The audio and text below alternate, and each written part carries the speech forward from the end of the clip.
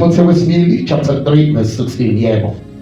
Yonke imibhalo iphefumulelwe nguNkulunkulu. Yes. Ilungele ukufundisa. Yebo. Nokusola. Yebo. Nokuqondisa. Yebo. Nokuyala Yebo. ekulungeni. Ukuze umuntu kaNkulunkulu apheleliselwe yonke imisebenzi emihle. Awuphindele futhi.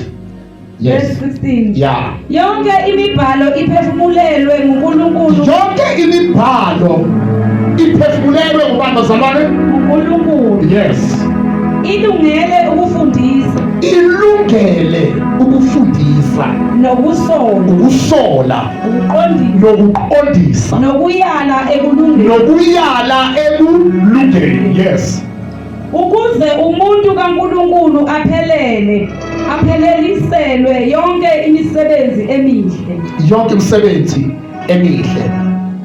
Lithi lana, God has transmitted his very substance into every scripture, for it is God breathed or breathed. It's up to you how you say that. It will empower you by its instruction and correction, giving you the strength to take the right direction and lead you to deeper into the path of godliness. Then you will be God's servant, fully mature and perfectly prepared to fulfill any assignment God gives you. Everything that is written in the Bible, everything that is written where? Come on, class. Everything that is written where? In the Bible. Everything that is written in the Bible comes from God's Spirit. Yonke into ebhalwe eBhayibhelini ivela umoya kaNkulunkulu. Amen, bazalwane. Everything that is written in the Bible comes from the Spirit of God. It helps us in many ways. The Bible teaches us that what is true. It warns us when we are doing wrong things. It shows us what is right.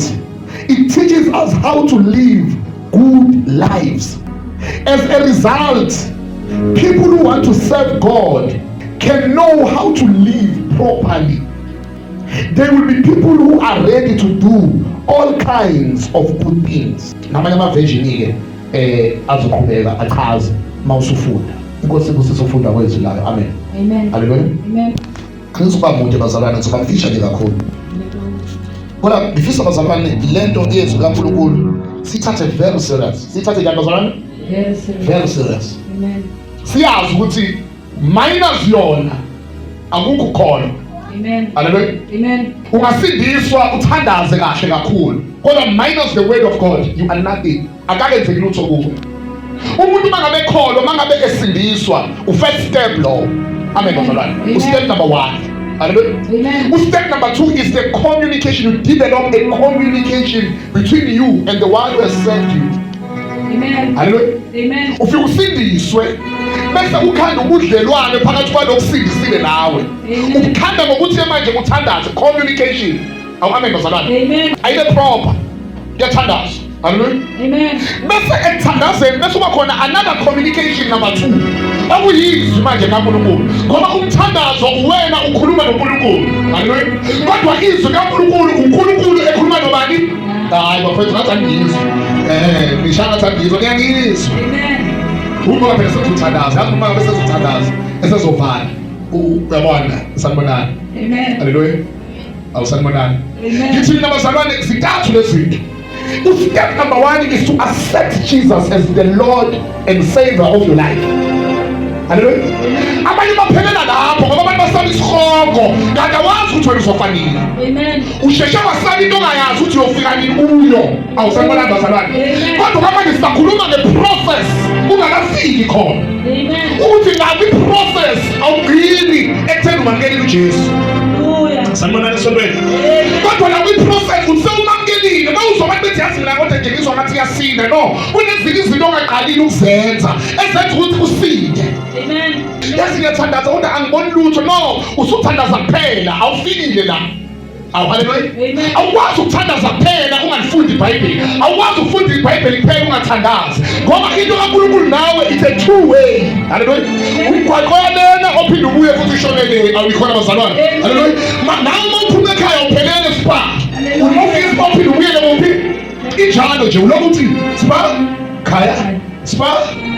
Awukwazi ukugcina usekhaya kuphela. Unezinto bekuthola fanele uyolanda kuphi? Espa. Awukwazi ukugcina usespa kuphela. Unezinto fanele zokwenziwa kuphi? Ekhaya. So into yakho nomkhoba injalo.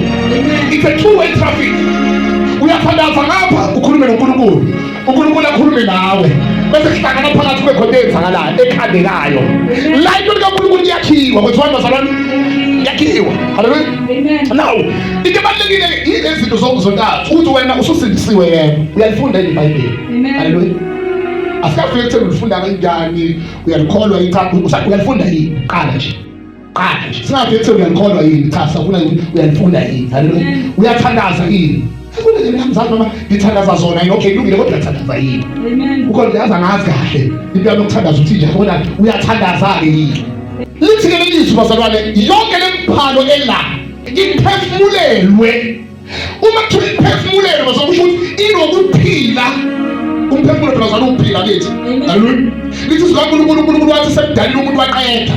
Wasephefumulela umoya wakhe kuye. Lithi ke kanjalo umuntu. Hallelujah. Amen. Waba umphefumulo njani bazalwane? Ophilayo. Abazalwane ebalifunda iBhayibheli.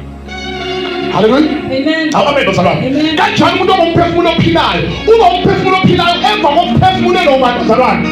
uNkulunkulu. Ngamanye amazwi lamazwi lana ayafana nazo zonke incwadi up until asaphefumulela abantu bazalwane. uNkulunkulu aqala ukuphila nokwenza sense.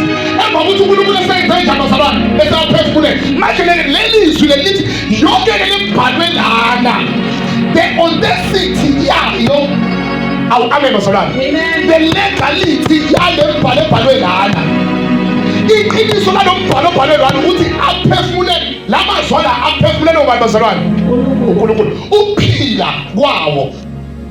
Kusekuthena aphefumulele uNkulunkulu. Amen. Hallelujah. Amen. Amen. Amen. So iBhayibheli bazalwane lisinikeza impendulo. Okay. Angiqala ekutheni.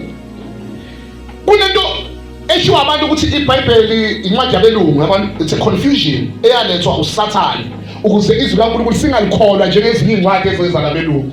Sakubona. Amen. Iconfusion kaSathane waletha zonke incwadi zenza ngaba belungu. Kodwa lena wasefuna ukuyi-emphasize ukuthi asizwe ngathi nobanjululo oluthile. Asikwazi ukukholwa yinto elethwa abelungu. Hallelujah. Kodwa sikhona ezinye elethwa abelungu esiyikholwayo. Awusanibonani bazalwane? Hallelujah. Amen. Amen. Even nezinto esiyithengayo siphuma ney'ncwadi phakathi sibhalwe abelungu. Kuthiwa ama-manual. Zinikeza i-direction ukuthi le-TV ivulwa kanjani, yabona yonke leyo nto leyo. Amen. Amen. Kodwa mase kuzwa la kufanele sibe nenkinga. Okay, angikho-ke lapho. Hallelujah. Amen. Abantu abaningi bacabanga ukuthi iBhayibheli incwadi yabelungu. Hallelujah. Amen. Kodwa iBhayibheli lisiphendula le mibuzo emithathu phakathi kwemibuzo eminingi. Hallelujah. Miningi imibuzo ekhona eBhayibhelini noma ephendulwa iBhayibheli. Kodwa uqala lo ukuthi ngavelaphi. Ayikho incwadi kulomhlaba eyokuchazela ukuthi uvelaphi. Uyaqozana lento yokuthi savela kuNkulunkulu uyibonaphi? Uyibona ukuthi noma uzali uma wakho nobaba wakho kodwa mase ushonile awubuyele esukwini wakho baba wakho. Amen. Amphinde kubazalwane. Ngasithanda ukujula kancane lezo. Bheka ukuthi ujule kancane. Amen. Ngithi mina lento yenza ukuthi sikholwe ukuthi uNkulunkulu wasidala. Hallelujah. Amen. Umama nobaba they are just carriers. Ibona uNkulunkulu abanikeze a process yokuthi kuvele mina. Kodwa angiveli kubo. Banikhona bazalwane. Hallelujah. But uNkulunkulu they are stewards. Ukuthi mina ngikwazi ukuba khona emhlabeni.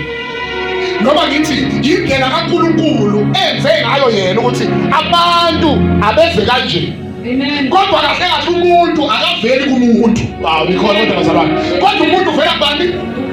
Kanjani? Phikisa statement sami. Umuntu ubonakala mhla eseshonile ukuthi akaveli kuma wakhe. Ngoba akabuyeli la abuyele khona. Ngaba mazwa kancibilili abuyele eswini sama wakhe. Sanibonani bazalwane. Kodwa ungena kuloko kwashiwo yile ncwadi awukhona bafowethu ukuthi umuntu makabezalwa makabe athiwa wathaba umhlabathi kwakuthi umuntu wasekuphefumulelwa yini bazalwane.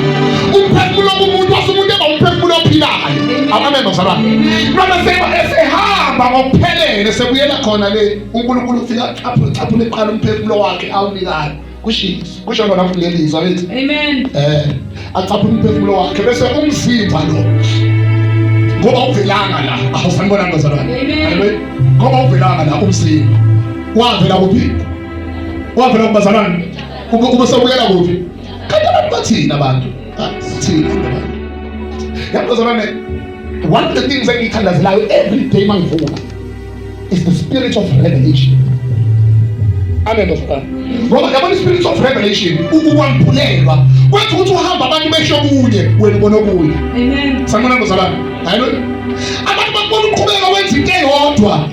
Bese bakuthi lo muntu ubhoreki noma akabhoreki yini, no ubhorekile yena ngathi yini abantu abayifunayo. Bafuna ukuthi ubhoreke abanye bafuna ukuthi ungabhoreki. Ubhorekile noma akabhorekile yabona. Uqhubeka uyenze leyo nto uyenziswa yini isambulo i-revelation ukuthi wena ubone lento ebonwa abantu babona okunye wena ubona okunye awukamele basalwane so zokuthiwa izinto engeke ngiyithandazela uma ngivuka ekuseni uNkulunkulu I want to see things differently ngifuna ukubona izinto ngendlela ehlukile. Number 1 ngicela ungiphi wisdom ngiyithandazela leyo nto ukuthi uNkulunkulu give me wisdom. I-wisdom separates you from the rest yenza ukuthi uhluke i-wisdom. Nakhuluma iwisdom akakhulumi ngokuqilika angikhulumi ngokuba ngcono kunabanye abanye bazalwane bakhuluma ukuthi ube neclarity yezinto ethile ukwazi ukubona izinto ngendlela ehlukile abanye bazalwane. Now izwi kaNkulunkulu lisifundisa ukuthi bazalwane wena wavelaphi as much as wavela kuma wakho nobaba wakho biologically awuhambe bazalwane but the creation ngokudalwa awuveli kuma wakho wena awuveli kubaba wakho wena awuhambe bazalwane uvela kuNkulunkulu according to the word of God. Number 2 ngiphilelani ngavelaphi. Number 2 ngiphilelani. Amen. Yazi ke uNkulunkulu mayengisiza bazalwane ngelinye ilanga so sikhulume lento ukuthi what are you in this earth for. Ngenxa izinto eziningi ekhona esizithandayo nesifisayo nesifundele nesinamatalente kuzo ugcina sewuconfused ukwazi kahle kahle wena uNkulunkulu ukubizela udalelwe yini awuhambe ngazalwane. iBhayibheli ngazalwane liyasifundisa it teaches us ukuthi ngiphilelani. Amen. Number 3 what is my future, what is my destination, lini kusasa lami. Hallelujah. Lini kusasa lami iBhayibheli lelo. Now lithi lelizwi yonke imibhalo iphefumulela uNkulunkulu futhi inokuphila kaNkulunkulu ilungele ngamazwi it is approved to inikezwe igunya lokufundisa as much as sifunda ezikoleni as much as sinothisha kodwa izwi kaNkulunkulu nalo futhi lesifundisa. Sithe oqala izwi kaNkulunkulu lithi ngivelaphi ngiphilelani.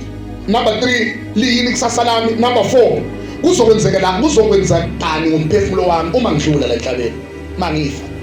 Iyona phela incwadi esitshela leyo nto. Awuloku uhamba ufuku ukuza abantu kazi kuzokwenzakala nanti izwi kaNkulunkulu yilo lesifundisayo ukuthi what is going to happen. Uyabona ukuthi akusiyo incwadi. Amen. It's not just a book efana nezinye incwadi. Ukuba uphethe ipeni bemzotho ngoba sifunda nje iBhayibheli lana nasengizoqeda kodwa le ncwadi ngibazalwane inezincwadi ezu66 zingaki class incwadi la 66. This is the book of books. This is the what? Incwadi yezincwadi. Hallelujah. Makuthiwa Genesis that is a book. Uqala noma ngalesikhathi sabo Genesis ngalezo khathi lezo. Hallelujah. Kwafika kube khona into ebizwa nge-scroll ukuthi i-scroll sika Genesis lesi. Right? I-scroll sa Exodus lesi. Kanjalo. Amen bazalwane. Futhi incwadi kaGenesis nje uyibona ngeencwadi eziningi. uGenesis nayo incwadi nama chapters amaningi. Amen bazalwane. Hallelujah. So this is a book of books. So how many books are in this book?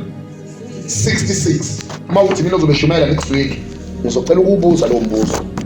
Yazi khona bangeke ngiphendule. How many books are in this book? 66. Amen. Amen. Bese ke le ncwadi lena senamhlanje yazi iBhayibheli lakho yazi ini? Yazi iBhayibheli lakho.